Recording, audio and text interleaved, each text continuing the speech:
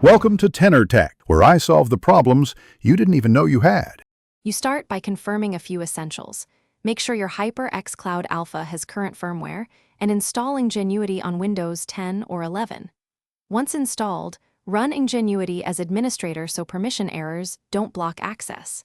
Connect the headset directly to the PC via USB or the 3.5mm to USB adapter that came with the headset. Do not use an unpowered hub.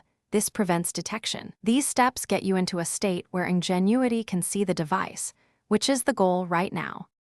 Once Ngenuity detects the Cloud Alpha, you'll see it listed in the device's pane. Select it. Allow any driver or permission prompts so Windows can bind the headset correctly. If detection fails, unplug and replug the USB, then click Refresh. After selection, configure EQ, mic monitoring, and virtual surround. Make adjustments while playing audio so you hear results immediately.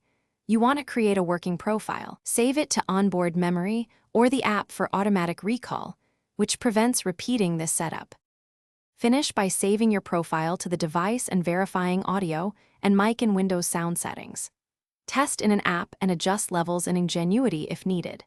If audio is missing or the mic is not detected, reinstall the HyperX drivers and update Windows USB drivers.